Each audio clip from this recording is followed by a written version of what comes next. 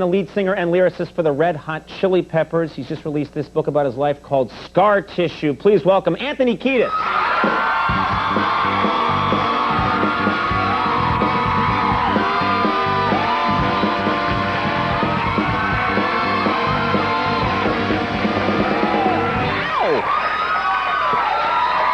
It's very cool to have you on the show. Thanks so much for doing it.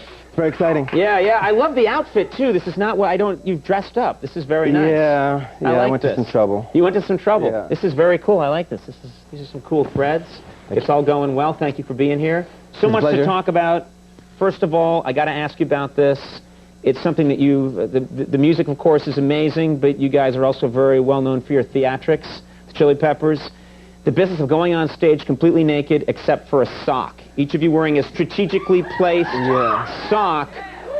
When did you do that on stage for the first time? Do you want to talk about the sock? I want to talk about the sock. I am obsessed with the sock. Yeah, it's actually an ancient Irish tradition. Something that we studied in school and thought we might execute it on stage. An ancient Irish tradition. I am 100% Irish. The thought of just putting a sock on and running around would never occur to me. No, actually we were playing a strip club in the early 80s on Santa Monica Boulevard in Hollywood, California. And we thought, if they're going to be naked, we should be naked. And they had pasties, so we went with the sock. So you went with the sock, and then you played a show with the sock. But what's interesting is that if there's ever a guest musician who plays with you, a famous musician wants to sit in with the Chili Peppers, and you guys go with the sock, that musician also has to do it. Is that right? That's the rule. If I wanted to jam with you guys on flugelhorn or something, I would have to be naked except for a sock as well. That is the tradition, yes. Do people, they go with it though, do they? John Lurie did it. Oh, that's cool. In New Orleans, you know John? Sure. Yes, and our good friend Tree did it. And actually had a little trouble and nearly got himself arrested in Wisconsin. What happened? Sock. Oh, the sock came off. I love how you have a hand signal. You've done the sock so many times, you're such an expert. There's a hand signal for the sock has fallen. Yeah, the sock gesticulation. Wow. Well, let's not go there. You talk in the book about growing up and having these amazing experiences that other people don't have when they're growing up, and one of which is that you knew Cher when you were growing up. I think through your dad? Father's ex-girlfriend, went out with Sonny Bono, hang out, meet Cher. She becomes my friend. So Cher is your friend when you're a boy? 13, 14. 13, 14, and Cher babysits for you one night. She did one night, yeah. Tell me about that. Yeah, I guess because I wrote it in my book, I have to be willing to discuss that. It's in a book now, so I think, like, well, I'm not talking about that. That'll remain secret forever. Oh, no, here it is. No. Yeah, I got her permission. Okay, you got Cher's permission? I did. Good. I did. I was 13 or 14, and Sonny and my father's girlfriend, Connie, went out for the night. Cher was staying home. They asked her if she would watch me for the night. She said, like, yeah, he can stay in my bed, and you guys get home 3 in the morning, come pick him up and take him away.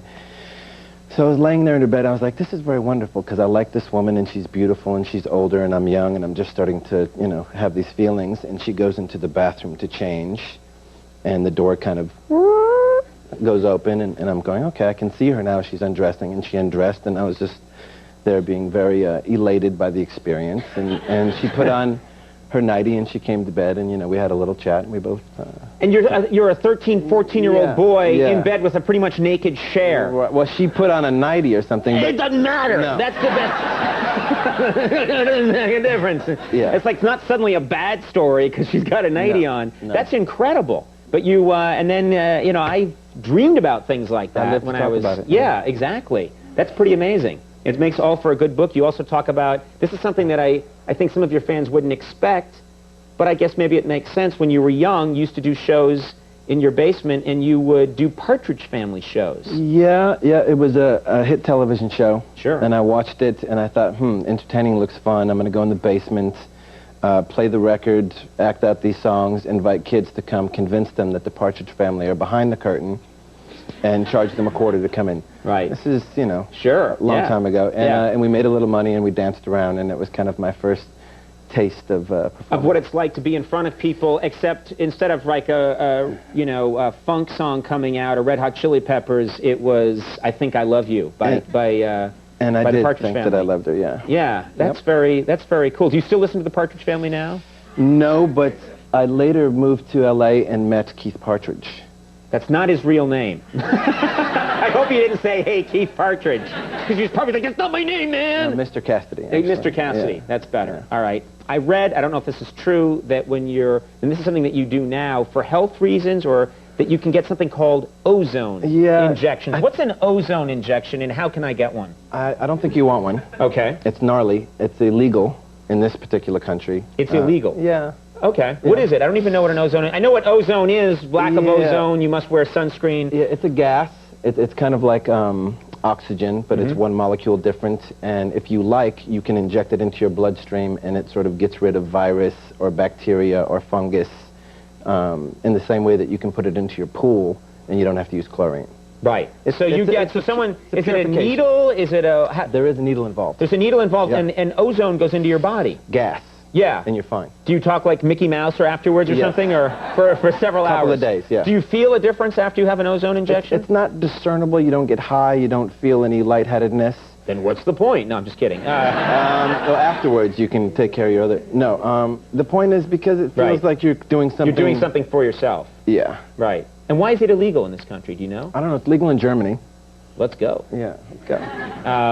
Scar Tissue, the book, has got a lot of fascinating stories in it, and you've led a fascinating life, and you're still a young man. I have something for you, if I may be so. Sure. What is this? My girlfriend last night, as we were falling asleep, drew that for you. Oh. Yep. Shot of this right here. This is me as your... that's actually... That's very good, actually. Yeah. She's captured my fat Irish head. And I like that I have a horn coming out of the front of my head. Well, it is, what is it called? The unicorn? That's the unicorn. That's a fabled creature that roams... She just knocked that out as she was going to sleep. May I keep that? That's very nice. Of course you may. Well, thank her for me. Scar Tissue is in stores now, and this was great having you on the show. Please come back. Yeah, nice to meet you. Yeah, nice to meet you. Anthony Kiedis. We'll take a break and we come back. Lilo Kiley's here. Stick around.